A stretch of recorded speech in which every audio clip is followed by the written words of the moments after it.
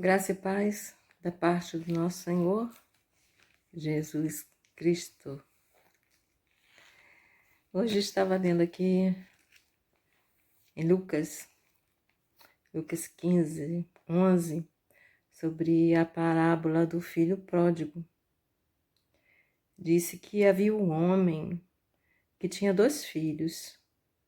O mais novo disse ao pai: Pai, dai-me a parte dos teus bens que me cabe. O pai foi e repartiu. O pai concordou e dividiu os seus bens. Não era comum a permissão para dispor a sua parte, a parte de uma herança, antes da morte do pai. Mas esse filho, pediu ao pai e ajuntou tudo que era seu, vendeu toda a parte e juntou o dinheiro. E assim o fez. O filho foi embora. Foi embora com seus bens, com seu dinheiro. Partiu para uma terra distante. Partiu para o mundo a gastar o seu dinheiro, a gastar o seu dinheiro com uma vida desregrada, promíscua, gastando tudo que tinha, toda a sua herança. Ele gastou tudo. Tudo. Depois de ter consumido tudo, sobreviera uma grande fome. Olha a questão desse pai. Esse filho sai de casa. Ele quer viver a vida deste mundo. Ele quer conhecer o mundo. Ele quer conhecer as coisas que o mundo traz, a alegria do mundo. E ele foi. Ele foi. E depois que ele participou de tudo, gastou todo o seu dinheiro, todos os seus bens, tudo que tinha, e ele já não tinha nada mais, e sobreveio uma fome, e ele começou a passar necessidade. Ele pegou e agregou-se a um cidadão daquela terra. E ele não lhe dava nada. Não lhe dava nada. E mandou que ele fosse para o campo guardar os porcos, cuidar dos porcos, alimentar os porcos e guardar para que nada o pegasse, animal nenhum o pegasse, E assim foi. E teve um momento na vida dele que ele estava guardando os porcos. Ele para, de repente assim, e com muito remorso, ele lembra que quando o pai dele tinha os empregados tinha de tudo. A fartura era grande. E para ele não morrer de fome, ele foi trabalhar e se alimentava ali junto com os porcos. Um judeu, que trabalhando assim na criação de porcos, revela a sua degradação, porque os animais eram para eles imundos. Para os judeus, os animais eram imundos. Ninguém lhe dava nada. Ele fartava-se com as porções dos porcos. E veio-lhe o arrependimento da casa do pai. Para que eu saí da casa do pai? E agora para eu voltar para essa casa? E assim, né, são aquelas pessoas que saem da casa de Deus por algum motivo, por alguma, assim, discórdia, por um momento de fraqueza, por um momento de falta de união, por falta de discernimento, sai da casa do pai. E para voltar é difícil. Porque ele fica imaginando assim, eles vão ficar olhando para mim, vão ficar me imaginando e me cobrando o erro que eu fiz. Eu já vi pessoas dizerem assim, de se sentir oprimido porque as pessoas cobravam no olhar o erro que ele fez e não os perdoava e não o recebia com carinho, né? Não o recebia ali com amor, com que Deus ensinou. E ele estava muito arrependido. E ele diz: o meu pai tem trabalhadores com fartura. E ele caiu em si e falou assim: irei ter com meu pai. Irei ter com meu pai. E direi: Pai, pequei contra o céu e diante de ti.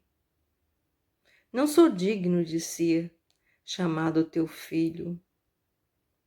Trata-me como um dos teus empregados. Voltou à casa do pai.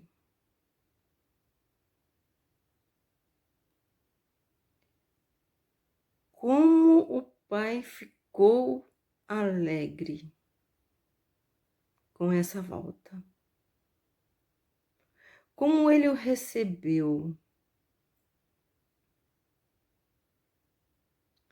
Esse filho, no momento, precisava de quê? De afeto, de confiança, de amor, proteção. Porque o que ele passou lá no mundo, para ele, foi só dificuldade, só ruína, só amigos que desejava gastar com ele o dinheiro nas farras e não nos ajudava em nada. Em nada. O filho deu o seu primeiro passo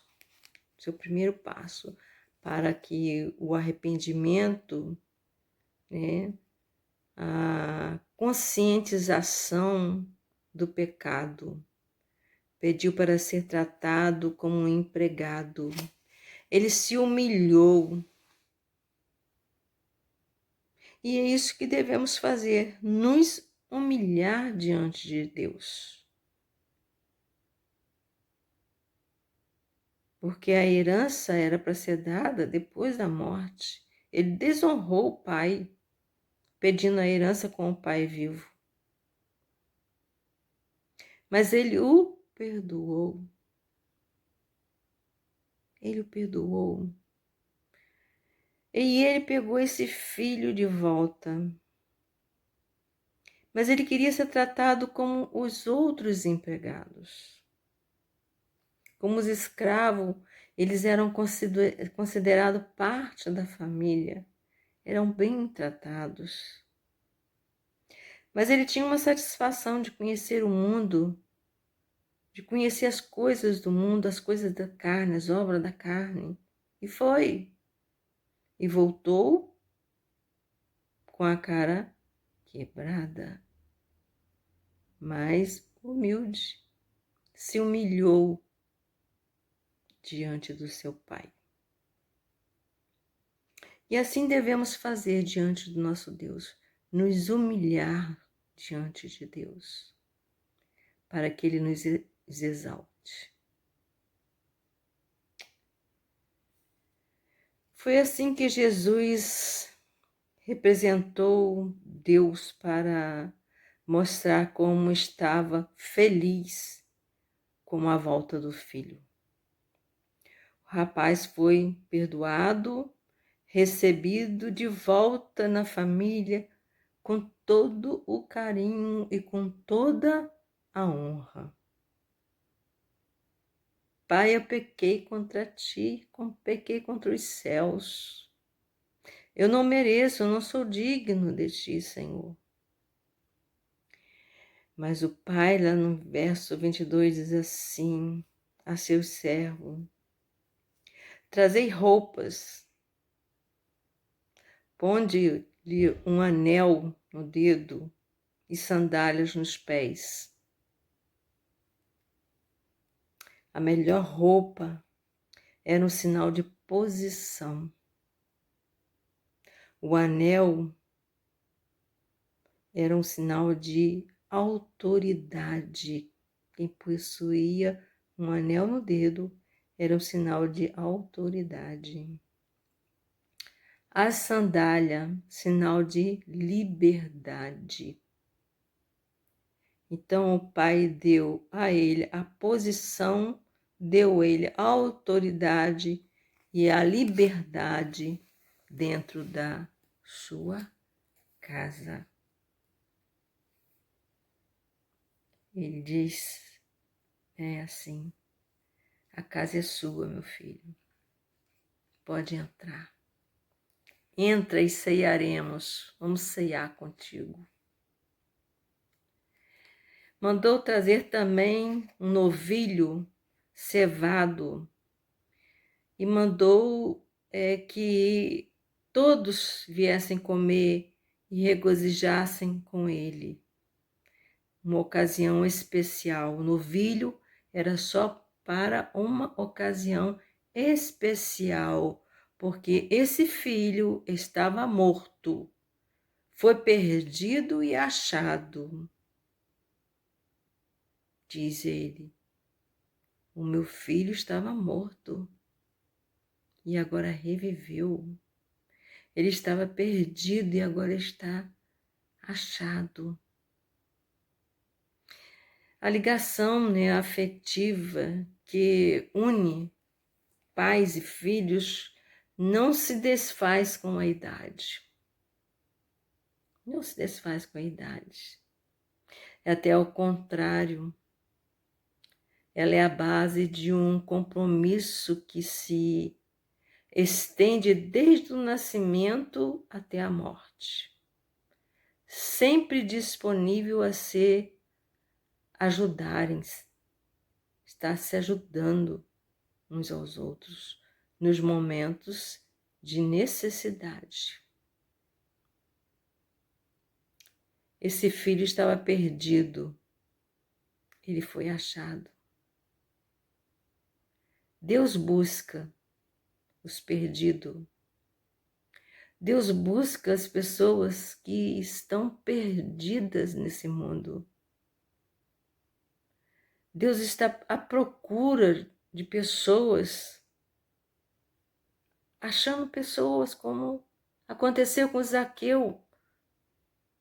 Zaqueu procurava Jesus, mas Jesus viu primeiro. E assim esse filho, ele quis aproveitar de tudo da carne, o processo da carne, que é passageiro, que é momentâneo. Mas quando ele percebeu que nada daquilo valia nada, ele se arrependeu e olhou para a frente falando: eu vou até o meu Pai. E você? Você está precisando ir até o Pai?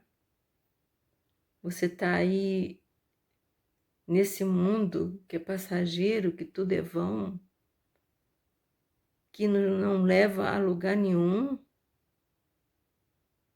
e você ainda não foi buscar o Pai, porque Ele está te vendo, Ele te procura, Ele está te vendo.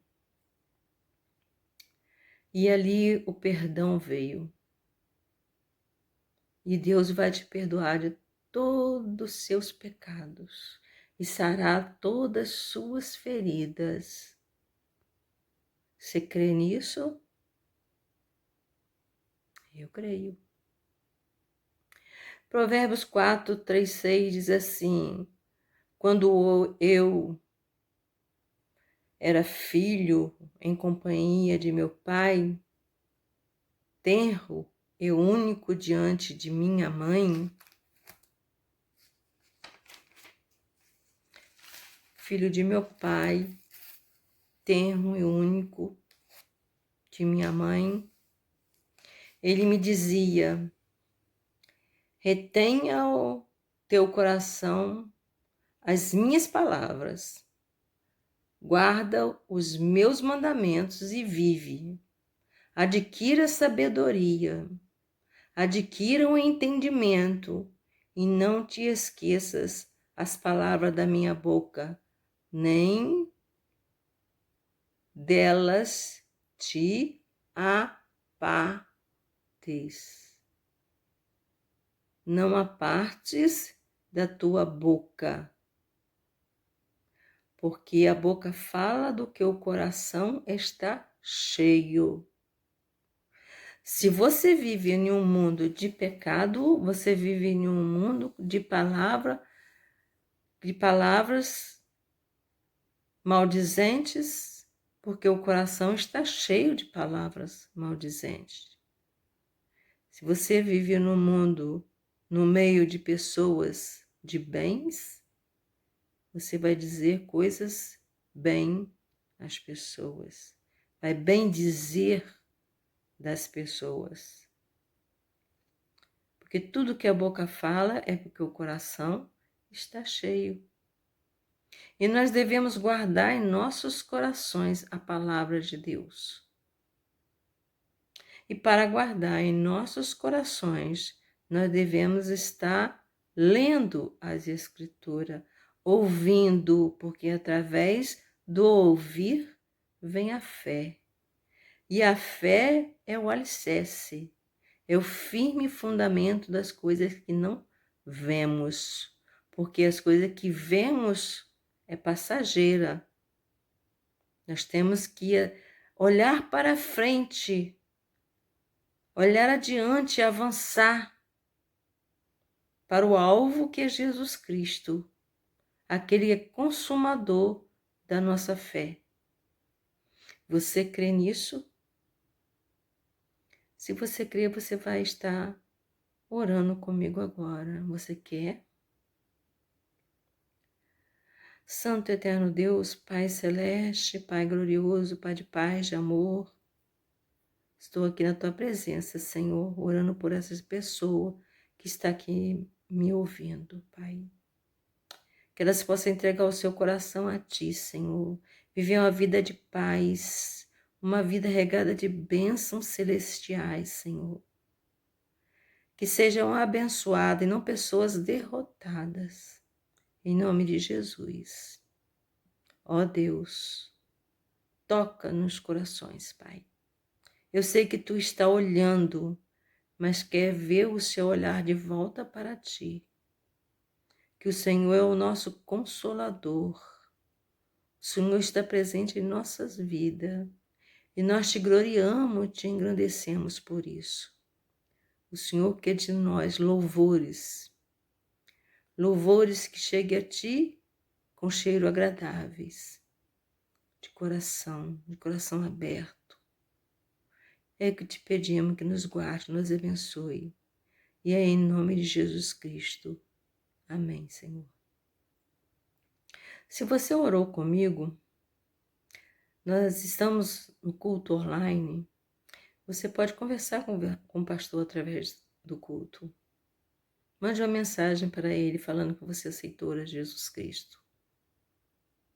E ele vai entrar em contato com você.